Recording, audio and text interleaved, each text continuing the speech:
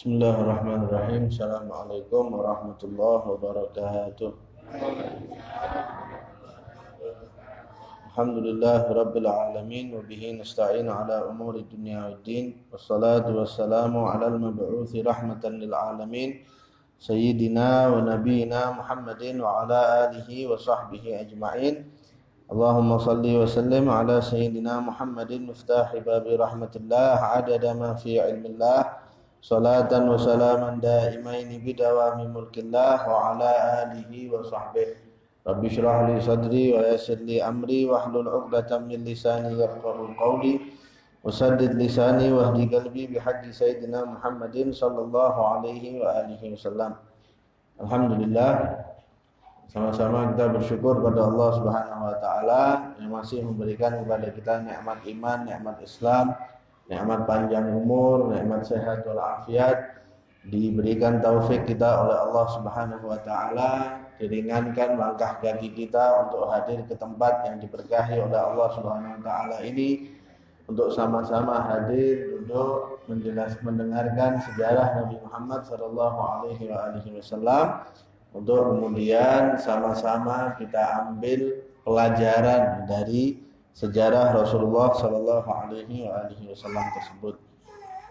Salawat dan salam juga senantiasa kita haturkan kepada junjungan kita Nabi besar Muhammad Sallallahu Alaihi Wasallam beserta seluruh keluarga beliau, seluruh sahabat beliau, dan mudah-mudahan Allah Subhanahu Wa Taala menjadikan kita umat yang benar-benar bisa dibanggakan oleh Nabi Muhammad Sallallahu Alaihi Wasallam baik di dunia maupun nanti di akhirat. Amin ya rabbal alamin. Melanjutkan kajian kita yang terakhir kemarin, kita sudah sempat membahas beberapa peperangannya Rasulullah Sallallahu Alaihi Wasallam, dan kita akan melanjutkan sampai kepada peperangan yang namanya Dzatur Riqa. Dzatur Riqa itu artinya kain yang penuh sobekan. Kenapa kok dinamakan seperti itu? Karena ketika sahabatnya Rasulullah Sallallahu Alaihi Wasallam pergi menuju tempat peperangan Dzatur Riqa ini, mereka sama sekali nggak punya peralatan yang memadai, sama sekali nggak punya kendaraan yang mencukupi untuk mereka. Sampai diriwayatkan di sini oleh Sayyidina Abu Musa al-Asy'ari, kata mereka, kita itu 6 orang naik 1 unta ganti-gantian. Kita nggak punya alas kaki ketika itu, sedangkan jalanannya itu medannya jelek banget. Jadi ketika temennya yang 1 naik, yang 5 jalan, nanti gantian sampai masing-masing naik ke atas onta itu secara bergantian. Kata Abu Musa, kita nggak punya alas kaki, sedangkan jalanannya itu berbatu, sampai-sampai kuku kaki saya itu patah-patah semua. Akhirnya kita ngerobek beberapa kain, kita lilitkan ke kaki kita untuk dijadikan alas kaki. Merobek kain tadi itu, akhirnya nama peperangannya dinamakan dengan Dzatur Riqa atau sobekan-sobekan kain, diambil dari peristiwa itu. Cuma ternyata setelah Abu Musa menceritakan masalah itu, dia kayak nggak suka. Kenapa ya kok saya tadi kok cerita begitu? Nah, nanti ada pelajarannya sendiri. Dari ceritanya Abu Musa itu nanti kita bisa ngambil satu pelajaran sendiri.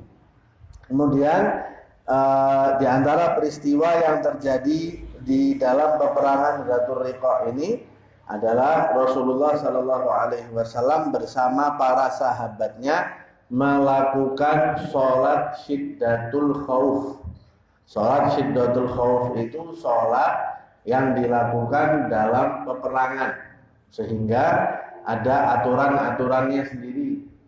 Tidak nggak harus semuanya ikut berjamaah, nanti bergantian berjamaahnya, kemudian boleh dikosor sholatnya, macam-macam.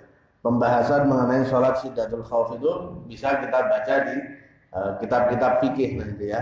Tapi secara umum sholat Syiddatul Khauf itu terjadi di peperangan Dzatur Riqa ini, di mana Rasulullah Shallallahu Alaihi Wasallam beliau sholat bersama sekelompok sahabatnya Jadi sahabatnya dibagi dua kelompok sama Rasulullah.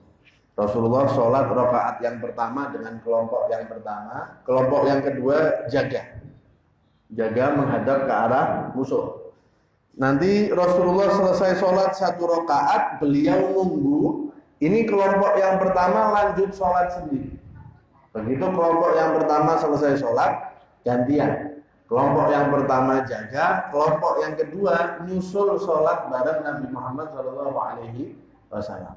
Itu terjadi ketika dalam kondisi peperangan seperti dalam peristiwa perang Dzatur Riqa ini, ya.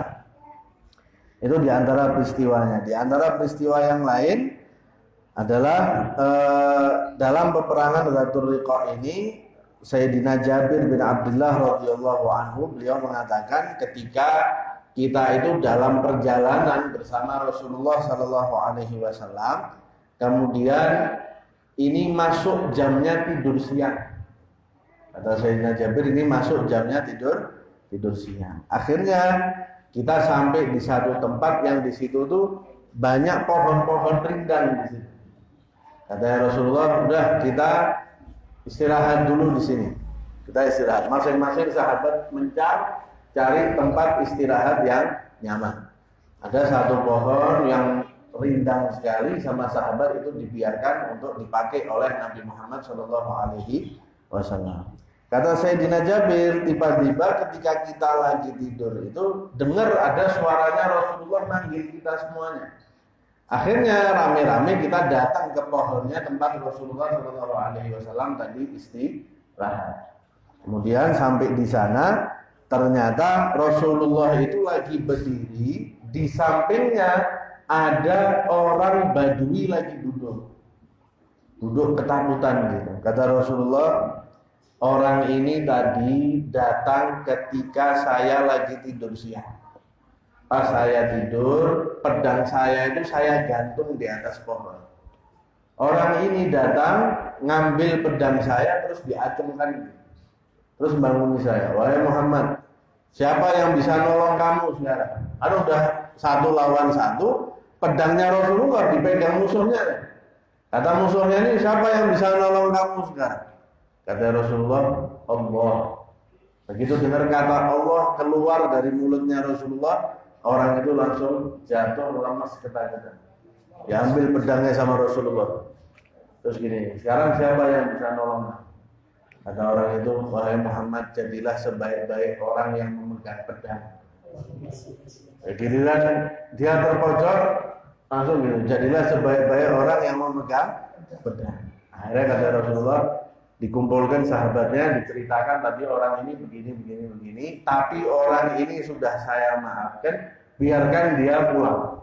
Akhirnya dilepaskan sama Rasulullah Sallallahu Alaihi Wasallam tanpa dipukul, tanpa dijelek-jelekkan, dimaafkan begitu saja. Dalam riwayat yang lain, orang itu ketika sampai ke teman-temannya, dia bilang, saya baru saja pulang dari orang yang paling baik. Akhirnya rame-rame masuk Islam. Cuman hanya karena begitu aja kayaknya. Kita kadang sudah ngomong panjang lebar ya orang nggak masuk Islam. Ya Rasulullah cukup keluar Allah sekali, maafkan sekali, orang banyak yang masuk Islam. Kemudian di antara peristiwa yang terjadi di peperangan Dzatur Riqa ini adalah ketika Rasulullah dan para sahabat sedang dalam perjalanan, ternyata ada satu perempuan musyrik yang terbunuh. Tapi yang bunuh nggak tahu siapa, belum tentu orang Islam yang membunuh.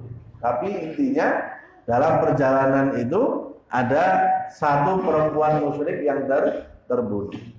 Ketika Rasulullah sudah melanjutkan perjalanan sama para sahabatnya, suaminya perempuan ini datang, lihat istrinya itu sudah mati. Menurut dia, ini yang bunuh pasti Muhammad dan para sahabatnya yang lagi pergi mau perang. Akhirnya dia bersumpah, saya gak akan pulang sebelum saya berhasil menghabisi Muhammad dan sahabat-sahabat untuk membalaskan dendam istrinya. Padahal ya istrinya meninggal tadi, belum tentu yang membunuh itu sahabatnya Rasulullah. Singkat cerita, ketika Rasulullah SAW akhirnya sampai di satu tempat, mau istirahat, tidur malam di situ, Rasulullah tanya, siapa malam ini yang mau jaga malam? Nah, kalau nggak jaga malam, kondisi mau perang, tidur semua habis. Siapa yang mau jaga malam? Kata Rasulullah. Ada dua orang pemuda, satu dari kalangan muhajirin, satu dari kalangan sahabat Ansor. Kita berdua mau jaga malam. Ya udah, kamu berdua jaga di pintu masuk lembah ini. Jangan sampai ada yang menyerang. Dan akhirnya mereka berdua jalan ke tempat yang dimaksud oleh Rasulullah, dan Rasulullah sama sahabat yang lain istirahat di situ. Ketika sampai, si orang Ansor ini tanya sama sahabat Muhajirin, kamu mau jaga duluan, saya yang tidur, atau kamu tidur duluan, nanti saya yang jaga duluan, baru kita gantian. Jadi sahabat Ansor tanya, kamu mau jaga dulu atau mau tidur dulu? Katanya si orang Muhajirin ini, saya tak tidur dulu, kamu yang jaga duluan. Oh ya, silahkan tidur. Sahabat yang Muhajirin ini tidur, sahabat Ansor jaga sambil sholat. Jadi jaganya aja nggak buang-buang waktu ya. Jaganya itu tetap sambil sholat. Nah, ketika orang ini sholat, si suaminya perempuan tadi ini sampai ke situ sebenarnya. Lihat dari jauh ada orang yang lagi jaga malam. Ini pasti sahabatnya Muhammad ini yang tadi membunuh istri saya. Akhirnya dari jauh sama dia dipanah. Dari jauh dipanah, kena satu, slop, lagi sholat ini. Kena panahnya satu, dicabut sama sahabatnya. Cabut, sholatnya lanjut. Jadi nggak batal sholatnya, tetap dilanjutkan. Sudah kena satu panah. Heran orang itu, ini kok masih lanjut. Panah yang kedua, kena lagi, slop, dicopot lagi, lanjut sholat. Panah yang ketiga, slop, kena lagi panah yang ketiga. Akhirnya dia rukuk, sujud, menyelesaikan sholatnya, terus banguni temennya. Bangun, udah giliran kamu jaga sekarang. Pas temennya ini bangun, lihat orang Ansor itu udah berdarah-darah, sebelahnya udah ada panah dua, satu nancep di sini. Kamu ini kok nggak bangun saya dari tadi, kenapa? Kamu udah kayak gini. Kata dia, saya itu tadi pas lagi sholat, saya lagi baca satu surat dalam Al-Quran, saya nggak mau motong surat itu, saya mau baca itu sampai selesai. Ini kalau nggak karena perintahnya Rasulullah suruh jaga, saya bakal tetap lanjut sholat. Nah masalah ini sudah ada yang manah kan, berarti ada musuh. Nah, ketika orang ini lihat, ada satu orang lagi penjaganya. Saya pikir cuma yang tadi saya panah. Suaminya ini akhirnya kabur. Takut ketahuan, akhirnya dia melarikan diri. Nanti ada pelajarannya juga dari sini. Dari ceritanya dua sahabat Rasulullah SAW. Kemudian di antara peristiwa yang terjadi di dalam peperangan ini adalah diriwayatkan dari Sayyidina Jabir bin Abdullah. Kata dia, ketika kita jalan pulang dari peperangan Dzatur Riqa itu, unta saya itu unta yang paling lama jalan. Jadi semua rombongan itu sudah di depan semua. Sedangkan Sayyidina Jabir ini ketinggalan di belakang. Kebiasaannya Rasulullah kalau jalan sama sahabat-sahabatnya itu, beliau jalan paling belakang. Atau beliau jalan di depan, tapi nanti di tengah jalan berhenti. Biarkan sahabatnya maju jalan duluan sambil ngelihat, oh fulan ada. Jadi satu-satu itu diperhatikan sama Rasulullah SAW. Akhirnya ini karena terlalu lama jalannya untanya Sayyidina Jabir ini, Rasulullah yang paling belakang ketemu sama Sayyidina Jabir di tengah jalan. Katanya Rasulullah, Jabir kamu ini kok ketinggalan banget di belakang, ini orang semua udah jalan sampai di depan. Iya ini ya Rasulullah, ini unta saya ini udah turun mesin ini, kira-kira gitu ya. Ini udah nggak bisa dipakai lagi ini. Ini jalannya udah lama banget. Ada Rasulullah, ya udah turun, kamu turun dari unta kamu. Turun Sayyidina Jabir, untanya disuruh duduk, didudukkan gitu. Rasulullah ngambil tongkat terus ditusuk-tusuk gini kan, bukan ditusuk masuk dalam, enggak loh ya, cuman di gini kentok gitu. Apa istilahnya? Di apa? Ditutul ya, ditutul pakai tongkat gitu loh sama Rasulullah. Setelah itu diberdirikan lagi, sudah kamu naik lagi sekarang, kata Rasulullah. Kata Sayyidina Jabir, selesai ditutul tadi itu, untanya Sayyidina Jabir malah jadi unta yang paling cepat di rombongan situ. Akhirnya ninggal semua rombongan, termasuk Rasulullahnya ditinggal di belakang. Saking cepatnya untanya habis ditutul tadi sama Rasulullah Shallallahu Alaihi Wasallam. Akhirnya setelah berhasil untanya ini nggak jadi terlalu lambat lagi, kejar lagi sama Rasulullah Shallallahu Alaihi Wasallam. Akhirnya jalan beriringan Rasulullah sama Sayyidina Jabir. Terus ngobrol Rasulullah sama Sayyidina Jabir ini ngobrol. Jabir, kamu sudah lagi Jabir, unta kamu saya beli ya, kata Rasulullah. Jadi udah tadi untanya ibaratnya rusak, diservis sama Rasulullah Shallallahu Alaihi Wasallam. Ini sekarang pakai mau dibeli lagi sama Nabi Muhammad Shallallahu Alaihi Wasallam. Unta kamu saya beli ya, kata Rasulullah. Katanya Jabir, tidak usah Rasulullah, saya kasih buat kamu. Kalau kita, oh ya terima kasih banyak. Kalau enggak langsung kita terima. Kalau Rasulullah enggak, saya maunya beli, kata Rasulullah. Ya udah, kalau kamu mau beli, berani berapa ya Rasulullah? Katanya Rasulullah, gini aja, kalau gitu saya ambil 1 dirham. Wah, nggak dapat ya Rasulullah. 2 dirham, belum dapat. Ditawar terus sampai harganya itu tinggi sekali. Segitu gimana, Jabir? Lepas nggak? Nah, kamu mau bayar segitu ya Rasulullah? Mau. Ya udah, kalau mau saya lepas. Jadi dilepas tuh harganya mahal, dijual sama Sayyidina Jabir itu. Lanjut jalan berdua Rasulullah dan Sayyidina Jabir. Rasulullah tanya, Jabir kamu sudah nikah? Sudah ya Rasulullah. Oh, janda apa gadis? Kata Rasulullah.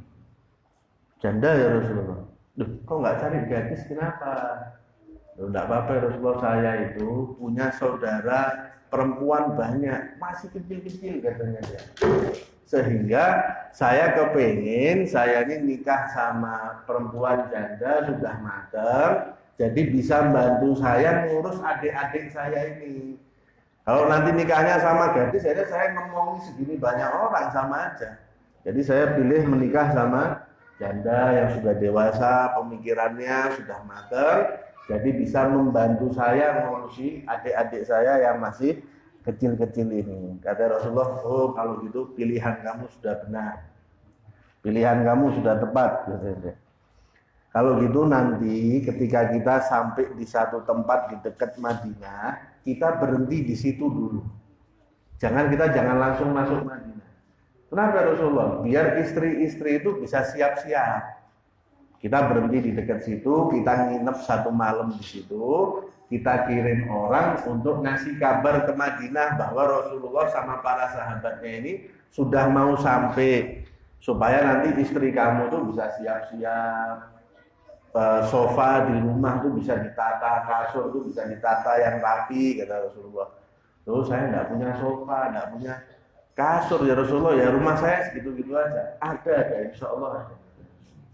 Yang penting jangan langsung masuk ke Madinah, biar para istri ini bersiap-siap. Akhirnya nginep 1 malam di tempat yang dimaksud oleh Rasulullah itu. Besoknya masuk ke kota Madinah, Sayyidina Jabir bawa untanya ke rumahnya Rasulullah SAW. Kan dibeli tadi, dibawa ke depan rumahnya Rasulullah. Rasulullah di dalam sama Sayyidina Jabir langsung diikat di depan rumahnya Rasulullah. Terus beliau masuk ke masjid. Rasulullah pas keluar rumah, ada unta. Ini untanya siapa yang bawa ke sini? Kata Rasulullah. Ada sahabat di situ bilang, Jabir tadi datang bawa unta ini terus diikat di sini. Mana orangnya? Di masjid ya Rasulullah. Panggil, suruh di sini. Panggil. Jabir, ini unta kan saya udah beli. Sekarang saya hadiahkan lagi ke kamu. Terus ini uangnya. Jadi beli tetap dibayar, untanya dihadiahkan lagi kembali ke Sayyidina Jabir. bayarnya pakai dilebihi lagi, katanya Sayyidina Jabir udah bayar sesuai harga itu plus ada lebihannya, plus ontanya ini dikembalikan lagi sebagai hadiah untuk Sayyidina Jabir bin Abdullah radhiyallahu anhu.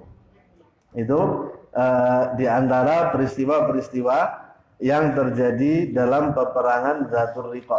Ya, kita baru dengar kisahnya aja kayaknya udah wah banyak pelajaran ini yang bisa diambil dari peristiwa ini.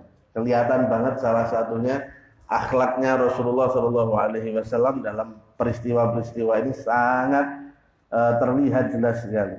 Ya. Sekarang pelajarannya yang bisa kita ambil pertama dari Sayyidina Abu Musa al-Ash'ari tadi.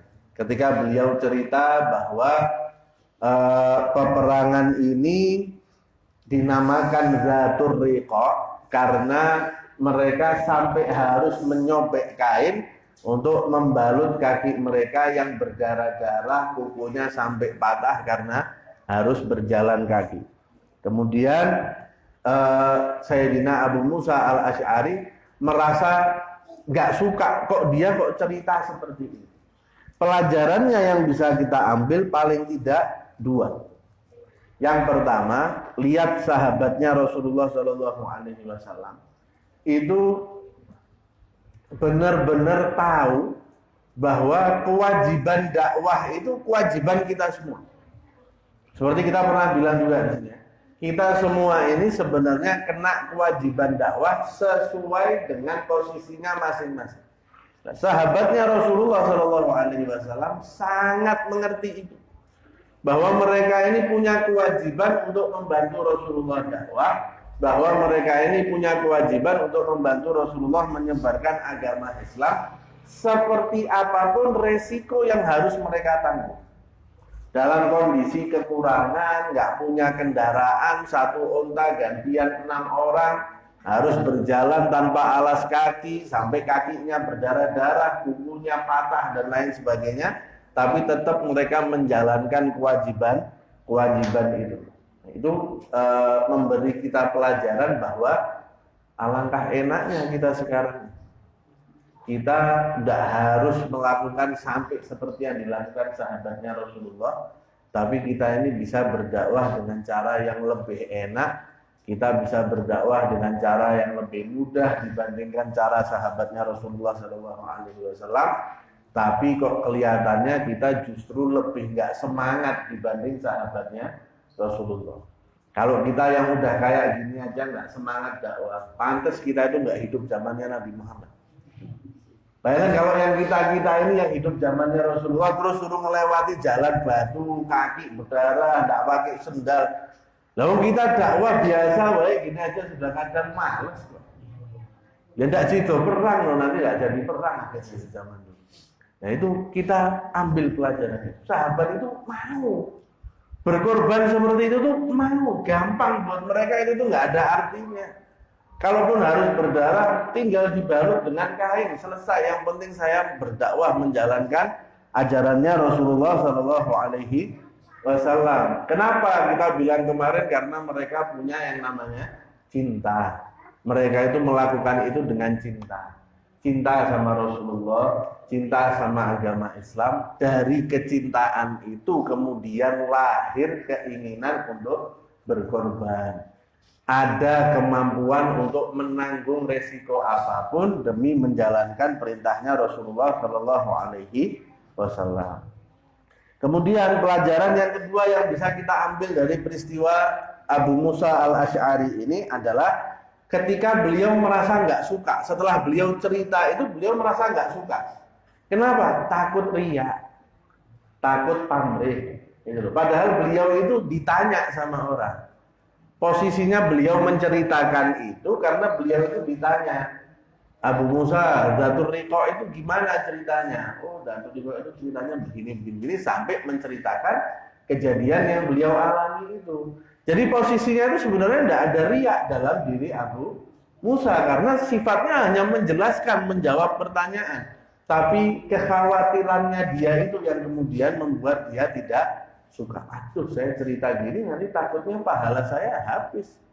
Saya cerita gini takutnya nanti kemasukan ujub, kemasukan bangga diri, kemasukan sombong, kemasukan riak yang akhirnya semua perjuangan saya tadi menjadi nggak ada artinya. Itu setidaknya memberi kita pelajaran bahwa kita juga harus selalu memperhatikan hati kita. Beramal, bukan kita nggak beramal. Ustadz, kalau gitu saya nggak usah sholat jamaah lagi di masjid. Kenapa? Takut riak, Ustadz. Sholat di hadapan segini banyak orang, enggak gitu jangan. Tetap sholat jamaah, tetap sholat Jumat, Ramadan ya tetap tarawih di masjid, tapi sambil memperbaiki hati, sambil memerangi nafsu, sambil memerangi setan. Bukan terus kita jadi tidak ibadah karena takut riya. Bukan. Ada ibadah-ibadah yang memang kita bisa lakukan sendiri. Misalnya, saya mau sholat duha, ya kan tidak usah di masjid kan tidak apa-apa. Sholat di rumah. Saya mau sholat qobliyah zuhur, kan bisa sholatnya di rumah, sholat zuhurnya di masjid. Nah, yang bisa dilakukan di rumah, bisa dilakukan sendiri, lakukan di rumah nggak masalah karena itu jauh lebih aman dari riya. Tapi kalau memang sesuatu yang harus dilakukan di hadapan umum, sholat jamaah, sholat Jumat, ya jangan ditinggal karena kita takut riya. Sama aja dong, nanti setan juga yang menang. Jadi tetap sholat jamaah, tetap sholat Jumat, tetap sholat tarawih di masjid dan lain sebagainya, sambil kita memperbaiki hati, sambil kita selalu memperbaiki niat, sambil kita selalu memperhatikan lintasan-lintasan yang ada di dalam hati kita. Setidaknya itu kita bisa belajar itu dari Abu Musa al-Asy'ari tadi. Ya, kita bisa belajar perjuangan dari Abu Musa dan kita juga bisa belajar pentingnya memperhatikan kondisi hati kita ketika kita melakukan satu kebaikan. Kemudian yang bisa kita ambil pelajarannya juga dari peristiwa ini adalah ketika pedangnya Rasulullah SAW dihunuskan oleh musuh tadi. Kemudian dia tanya, wahai Muhammad, siapa yang bisa melindungi kamu sekarang? Kata Rasulullah, Allah. Begitu Rasulullah mengucapkan itu, pedangnya terjatuh, orangnya terjatuh ketakutan. Kemudian dibalas oleh Rasulullah, siapa sekarang yang bisa menolong kamu? Tapi akhirnya orang itu dimaafkan oleh Rasulullah SAW. Ini setidaknya peristiwa ini menjadi bukti bahwa Allah itu memang menjaga Nabi Muhammad dari pembunuhan. Jadi kalau kita baca Al-Quran, di dalam Al-Quran surat Al-Ma'idah itu Allah berfirman, Wallahu ya'simuka minan nas. Dan Allah itu menjaga kamu dari manusia. Artinya menjaga dari manusia di sini adalah manusia itu nggak akan bisa membunuh kamu. Makanya semua rencana pembunuhan terhadap Rasulullah SAW semuanya nggak ada yang berhasil. Sekurang-kurangnya kalau kita baca kitab-kitab hadis, ada orang berusaha meracuni Rasulullah SAW. Rasulullah dipanggil makan sama perempuan Yahudi. Didatangi sama Rasulullah, namanya diundang, datang beliau. Datang, disajikan daging, ternyata dagingnya itu sudah diracun sama orang Yahudi. Begitu Rasulullah mau makan, tidak jadi. Temannya udah ada yang makan. Sebelahnya beliau yang ikut sudah makan. Kata Rasulullah, jangan diteruskan. Tadi ini dagingnya bilang sama saya kalau dia beracun. Itu sampai diselamatkan itu sampai dagingnya ngomong sama Rasulullah kalau dia diracuni sama perempuan Yahudi ini. Artinya benar-benar penjagaannya Allah Subhanahu wa taala itu sampai seperti itu, sehingga Rasulullah disakiti iya, diganggu iya, dilempari batu iya, diperangi iya. Tapi apakah sampai terjadi pembunuhan kepada Rasulullah? Tidak. Karena Allah Subhanahu wa taala sudah berjanji bahwa Allah akan menjaga beliau dari pembunuhan. Karena kalau hanya disakiti, dihina, dilempar batu, itu sudah sunnatullahnya para nabi begitu. Dari zaman dulu sampai Nabi Muhammad SAW, semua nabi itu ya begitu. Disakiti sama kaumnya, dihina sama kaumnya, dilempari batu dan lain sebagainya. Tapi yang dimaksud dalam ayat yang tadi kita baca adalah Allah Subhanahu wa taala wa taala beliau menjaga Nabi Muhammad SAW dari pembunuhan itu ya. Makanya hanya dengan satu kata aja Allah langsung nggak jadi. Padahal kan bisa langsung bunuh. Nah, orang Baduinya kan ya aneh-aneh juga. Sudah orang tidur, pedang di tangannya dia. Kan kalau langsung bunuh kan selesai. Pakai dibangunin dulu kan aneh juga. Ini Nabi Muhammadnya tidur, pedang di tangannya dia. Kan tusuk aja kan selesai. Ini pakai dibangunin. Wahai Muhammad, siapa yang menjaga kamu sekarang? Ya salahnya sendiri kan gitu. Nah, itu bukti bahwa memang Allah Subhanahu wa taala menjaga Nabi Muhammad sallallahu alaihi wasallam. Kemudian itu juga menjadi pelajaran buat kita bahwa kalau kita itu benar-benar punya hubungan yang bagus dengan Allah Subhanahu wa taala, itu ucapan kita itu bobotnya lain. Bayangkan berapa banyak orang nyebut Allah. Banyak. Tapi ketika ucapan Allah itu keluar dari hatinya Rasulullah, keluar dari lisannya Rasulullah Shallallahu Alaihi Wasallam, lisan yang suci, yang nggak pernah berkata kotor, yang nggak pernah digunakan untuk maksiat, yang nggak pernah berdusta, satu kata Allah bisa meruntuhkan keberaniannya orang. Satu kata Allah bisa menggentarkan tekadnya orang itu untuk membunuh Rasulullah Shallallahu Alaihi Wasallam. Kenapa? Satu kata Allah tapi keluar dari lisan yang suci, keluar dari lisan yang nggak bermaksiat kepada Allah Subhanahu wa ta'ala. Kita bisa nggak gitu? Bisa. Kita mau nasihat kita didengarkan oleh orang lain. Kita mau nasihat kita didengar sama anak kita, didengar sama keluarga kita. Nasihatnya keluar dari mana? Kalau nasihat itu keluar dari nafsu, nggak akan masuk. Kalau nasihat itu keluar dari hati yang bersambung dengan Allah, keluar dari hati yang dekat sama Allah, keluar dari lisan yang banyak berzikir kepada Allah, keluar dari lisan yang jauh dari kemaksiatan kepada Allah Subhanahu wa taala, nasihat itu juga akan lebih mudah masuk ke dalam hati orang yang mau kita nasihati, lebih mudah masuk dalam hati anak kita, lebih mudah masuk ke dalam hati keluarga kita dan lain sebagainya. Ini pelajaran salah satunya yang bisa kita dapat dari peristiwa Rasulullah Shallallahu Alaihi Wasallam ini. Kemudian kita tadi juga menyebutkan kisah mengenai Sayyidina Jabir bin Abdullah ketika unta beliau jalannya lambat sekali sampai akhirnya disusul oleh Rasulullah Shallallahu Alaihi Wasallam. Kita setidaknya dari situ kita bisa melihat bagaimana akhlaknya Rasulullah Shallallahu Alaihi Wasallam dengan para sahabatnya. Kita bisa lihat kelembutannya Rasulullah, kita bisa lihat baiknya cara bergaul Rasulullah sama sahabatnya.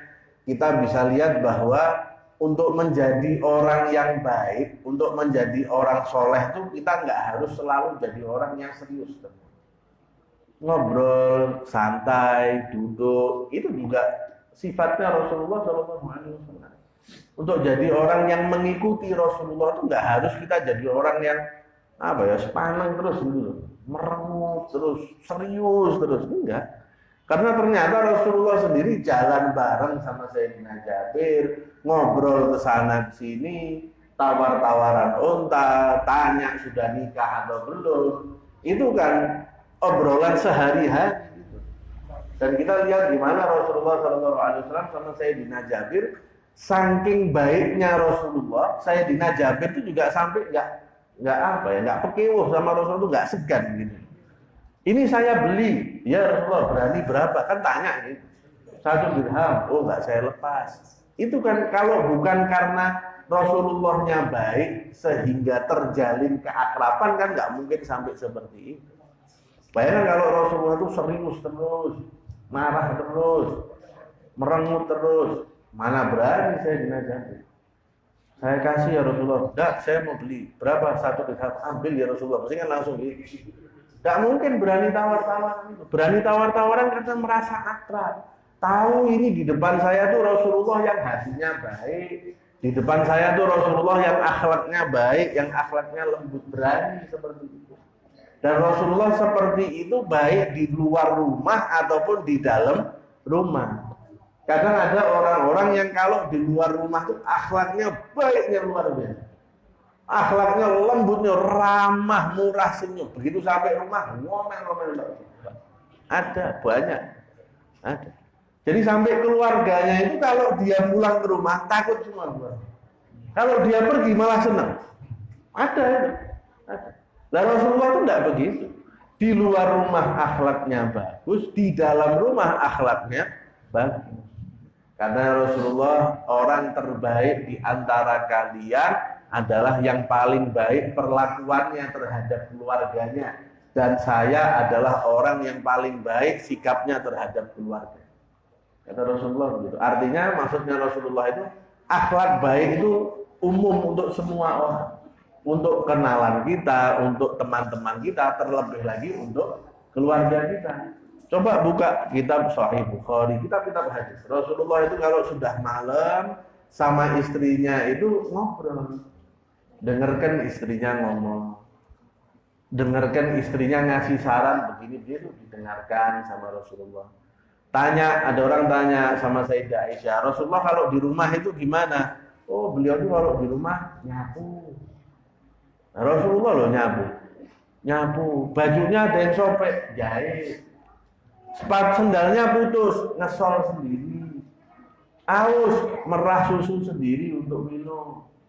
Membantu keluarganya, itu Rasulullah di dalam rumah. Di luar rumah nggak usah ditanya. Kita udah macam-macam akhlaknya Rasulullah kalau di luar rumah. Yang murah senyum, yang ucapannya baik, yang sikapnya baik, suka nolong orang. Kita udah terlalu banyak hadis yang kita tahu mengenai akhlaknya Nabi Muhammad Shallallahu Alaihi Wasallam. Termasuk diantaranya apa yang terjadi dengan Sayyidina Jabir ini. Ini merupakan satu gambaran yang luar biasa. Contoh yang luar biasa bagaimana lembutnya Rasulullah Shallallahu Alaihi Wasallam. Bagaimana nyamannya orang kalau bicara dengan Nabi Muhammad Shallallahu Alaihi Wasallam. Gimana orang itu enggak kecewa setiap kali dia bicara dengan Rasulullah. Kayak tadi kan Rasulullah tanya, Jabir kamu udah nikah? Udah. Gadis atau janda? Janda ya Rasulullah. Lu kok enggak gadis kenapa? Karena begini. Bagus. Sudah benar pilihan kamu. Jadi orang itu dibesarkan hatinya sama Rasulullah Shallallahu Alaihi Wasallam, bukan malah digembosi. Kalau kita kan kebalik, wow, malah itu yang orang gini dulu. Dan itu takutnya banyak itu. Kamu harusnya kalau kita kan gini, saya Jabir enggak. Sama Rasulullah dikit-dikit hati. Terus lihat gimana Rasulullah itu nggak kepengin istri-istri itu kaget kalau suaminya pulang ke rumah. Sudah pergi lama, ketika pulang ke rumah, kalau langsung sampai rumah nggak ada kabar kan bingung istri. Belum masak, belum mandi. Mungkin suaminya pergi sebulan, dia sebulan nggak mandi, siapa tahu kan? Suaminya pergi sebulan dia nggak mandi, tahu-tahu suaminya datang ke rumah, bingung kan kasihan. Kata Rasulullah, jangan langsung pulang. Kita nginep dulu semalam di sini. Suruh kasih kabar orang ke Madinah kalau Rasulullah sama sahabatnya itu mau pulang. Gunanya apa? Istri-istri biar bisa siap-siap. Rumah biar bisa dirapikan dulu. Mereka biar bisa rapi-rapi dulu, bersih-bersih dulu. Nyiapkan makanan. Jadi suami pulang, kondisi rumah enak, semuanya nyaman, capeknya itu bisa hilang. Itu akhlak juga. Kita sama istri harus begitu.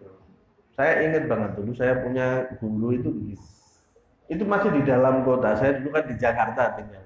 Itu dari tempatnya guru saya itu ke rumahnya memang jauh, Pak. Jauh dan macet, Jakarta. Jauh dan macet. Itu setiap dia mau pulang, dia SMS istrinya. Saya jalan pulang. Tujuannya apa? Supaya istrinya di rumah bisa siap-siap. Jadi nggak kaget. Bisa nyiapkan makan, bisa nyiapkan tempat tidurnya, bisa nyiapkan rumahnya rapi, ketika pulang tuh suaminya enak, istrinya juga enak. Itu akhlak kita juga sebagai suami-suami, saya ceramai suami-suaminya, sebagai suami-suami juga harus seperti itu, ya, harus seperti itu. Belajarnya dari mana? Dari Rasulullah Shallallahu Alaihi Wasallam. Jadi ibaratnya kalau kemarin itu kita udah bulan Maulid, kita memperingati Maulid Nabi Muhammad SAW, seharusnya buah dari peringatan itu adalah kita bisa lebih lagi mencontoh Rasulullah SAW. Kita bisa lebih lagi menerapkan akhlaknya Rasulullah SAW, termasuk yang seperti ini. Kita jadi jangan terlalu jauh-jauh dulu sama orang baik, sama orang di rumahnya nggak baik, keliru. Harusnya kita sama orang rumah kita dulu, kita menjadi orang yang paling baik. Baru setelah itu kita menjadi orang yang baik untuk orang-orang yang lain. Kemudian kita juga bisa melihat dari sini salah satu pelajaran yang kita ambil adalah mengenai dua orang yang berjaga tadi. Sahabatnya Rasulullah yang berjaga tadi, yang satu kemudian kena panah, yang satunya tidur sampai akhirnya dibangunkan oleh sahabatnya. Itu kita bisa mengambil di sini bagaimana para sahabatnya Rasulullah SAW itu nggak mau ada satu waktu yang terbuang percuma. Mereka selalu waktunya itu bagaimana diisi dengan hal-hal yang mendekatkan mereka kepada Allah Subhanahu wa taala. Diisi dengan sesuatu yang menjadikan mereka itu selalu terhubung dengan Allah Subhanahu wa taala. Entah diisi dengan zikir, entah diisi dengan membaca Al-Qur'an, entah diisi dengan sholat. Pokoknya segala sesuatu yang bisa menghubungkan mereka terus dengan Allah Subhanahu wa taala. Salah satunya dalam peristiwa tadi, ketika orang Ansor ini tahu bahwa dia harus jaga malam, dan jaga malam itu kan nggak mungkin sebentar, itu kan ada waktu yang panjang untuk berjaga itu. Dia nggak lantas kemudian duduk bengong mikir ke sana ke sini, enggak, tapi dia isi waktunya dengan melaksanakan sholat, dia isi waktunya dengan membaca Al-Quran, sampai dia ditancapi anak panah, dipanah dan lain sebagainya. Itu sudah tidak dia pikirkan lagi. Kenapa? Lebih dominan lezatnya dia bermunajat kepada Allah, lebih dominan perasaan nyamannya dia ketika dia dekat dengan Allah Subhanahu wa taala, lebih dominan perasaan nyamannya dia ketika dia sholat, ketika dia membaca Al-Quran. Itu lebih dominan. Kenapa? Di situ dia akan dekat dengan Allah Subhanahu wa taala. Sehingga rasa sakit ini terasa, bukannya nggak terasa, tapi tidak sesakit itu lagi buat dia. Ada perasaan lain yang mengalahkan rasa sakit itu, yaitu rasa nyaman dekat dengan Allah Subhanahu wa ta'ala. Nah, kita bisa mencontoh setidaknya dalam peristiwa ini, gimana sih kita 24 jam waktu kita itu sebisa mungkin kita mau isi dengan hal-hal yang mendatangkan keridhaan Allah Subhanahu wa taala. Kita mau mengisi 24 jam waktu kita itu semuanya kalau bisa mendatangkan pahala. Semuanya kalau bisa bernilai ibadah di sisi Allah Subhanahu wa taala. Itu yang harus kita teladani dari sahabatnya Rasulullah ini. Ada waktu nganggur, zikir. Zikir kan nggak susah kan? Dari sekian banyak zikir itu pilih aja satu untuk kita istiqomahkan. Kita bisa sholawat, kita bisa istighfar, kita bisa la ilaha illallah dan lain-lain. Yang penting dari semua waktu kita itu sebagian besar kita isi dengan hal-hal yang bisa bernilai ibadah di sisi Allah Subhanahu wa ta'ala. Itu kita lihat, kita nggak lagi jaga pasukan, kita nggak lagi berhadapan dengan orang yang mau memanah kita, sehingga seharusnya lebih gampang itu untuk kita lakukan, ya. Kita misalnya sambil kerja, atau yang ibu-ibu sambil masak, sambil apa, bisa sambil masak, sambil sholawat, sambil masak, sambil istighfar, sambil masak, sambil membaca Quran misalnya, tidak ada masalah. Nah, yang penting kita isi hari-hari kita itu dengan sesuatu yang memang bernilai ibadah, bernilai ketaatan. Yang kemarin-kemarin ya sudah lah. Mungkin kemarin-kemarin kita banyak lalai, kemarin-kemarin kita banyak menyia-nyiakan waktu kita, tapi setidaknya yang dulu-dulu itu kita tambal dengan apa yang akan kita lakukan setelah ini, bahwa kita mau mengisi waktu kita dengan segala sesuatu yang mendatangkan keridhaan Allah Subhanahu wa ta'ala. Kalau kita berhasil mengisi waktu-waktu kita dengan hal-hal yang seperti itu, maka waktu kita itu nanti berkah. Waktu kita berkah. Kita mungkin pernah ngerasakan, kita bangun nggak lama kok tahu-tahu sudah mau tidur lagi. Hari Minggu, ternyata besok sudah hari Minggu lagi. Pernah nggak ngerasain? Sering mungkin ya. Itu kenapa? Nggak berkah waktu. Kalau kita boleh coba, kalau kita isi hari-hari kita dengan hal-hal yang sia-sia, itu waktu tuh jalan nggak kerasa. Tahu-tahu sudah mau tidur lagi, tahu-tahu sudah malam lagi, tahu-tahu sudah malam lagi. Tapi kalau kita isi 24 jam kita itu dengan hal-hal yang baik, nanti akan terasa berkah. Saya sudah gini, ternyata baru jam 3 ya, ternyata baru setengah 3 ya. Coba lihat. Yang beda apa? Bukan jamnya jadi mundur, ya itu sudah. Yang beda itu berkahnya. Ketika hari kita isinya kebaikan, Allah kasih berkah di situ, kita bisa melakukan banyak sekali kebaikan dengan waktu yang masih tersisa sangat banyak. Tapi ketika kita isi hari kita dengan hal-hal yang nggak baik, Allah cabut keberkahan dari situ, akhirnya kita merasa waktu kita itu cepat sekali berlalunya, kita nggak sempat melakukan ini. Boleh dicek.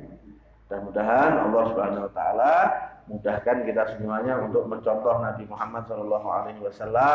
Allah mudahkan kita untuk menjadi orang yang taat. Allah mudahkan kita untuk menjadi orang-orang yang bersih hatinya. Allah jadikan kita orang-orang yang mengisi semua waktunya dengan hal-hal yang mendatangkan keridhaan Allah Subhanahu Wa Taala.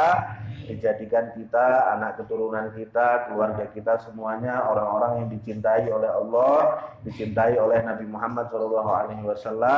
Dipanjangkan usia kita dalam kesehatan, dalam ketaatan, dalam kebahagiaan, dalam rezeki yang berlimpah, dan diwafatkan kita semuanya dalam keadaan husnul khatimah, ma'amutul wa'afiyah, amin ya rabbal alamin. Mungkin ini yang bisa saya sampaikan, kurang lebihnya mohon maaf. Wallahu a'lam. Assalamualaikum warahmatullahi wabarakatuh.